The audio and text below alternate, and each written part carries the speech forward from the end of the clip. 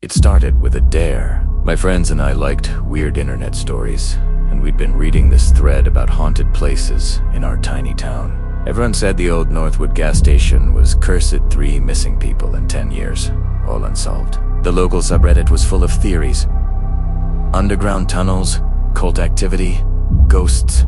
Most people thought it was bored teens making crap up, but then I noticed a user called Red Watcher posting strange replies on every thread. Their account was new. Every comment, cryptic, warnings or questions like, "Do you go out after dark? And you ever feel someone watching? Halloween night? We made a bet. First person to stay in the gas station the full night would win $200.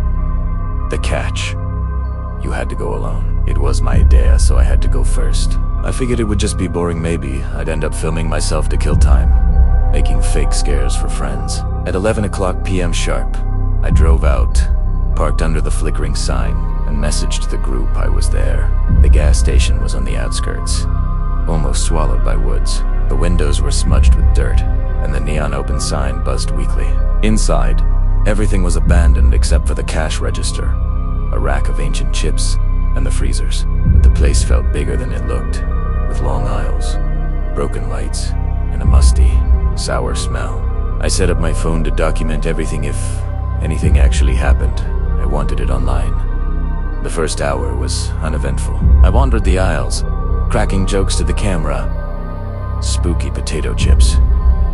Door creaked, ghosts getting snacks. I checked the bathroom, half expecting fake blood or some jump scare arranged by my friends. Nothing but peeling wallpaper, a broken mirror, and graffiti. An hour in, around midnight, I started to get that itchy feeling like someone was behind me.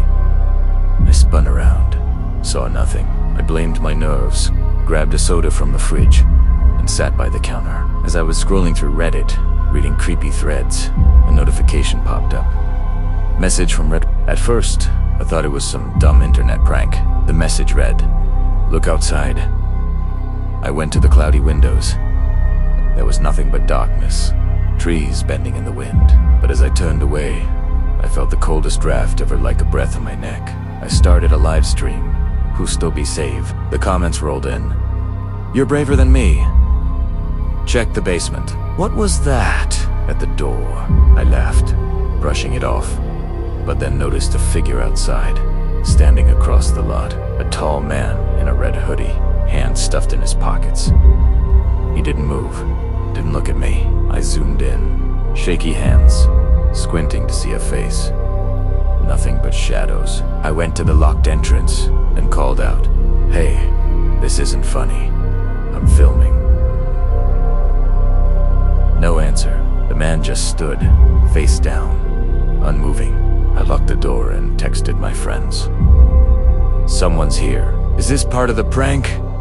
No answer. I watched the live chat freak out. "Don't open the door. He's moving." The lights flickered, and the door rattled once slowly, as if someone was testing it. I pulled up the old manager's drawer and found a battered flashlight. Power went out. Only the phone's glow remained. My breathing loud in the silence. Suddenly, my feed lit up with messages. "He's right behind you." I spun around, no one. I felt a rush of cold, and the front door creaked open an inch. I couldn't see the man, but as my eyes adjusted, I saw footprints in the muddy starlight. He'd moved, silently, closer to the side window. I called 911. No signal. I ran to the tiny bathroom, locked myself in, still live. I watched the chat. More users popped up, shouting, "Hide. Don't look out." The banging grew louder, steady. Through the cracked bathroom window, I saw the red hoodie and a pale, grinning face beneath.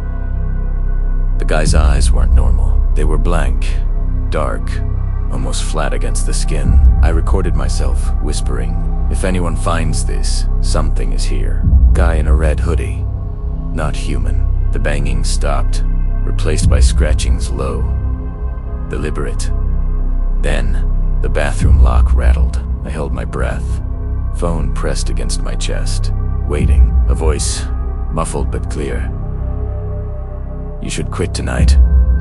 I froze, pulse hammering. The words, echoed familiar. I remembered them from an old comment on the subreddit from months before.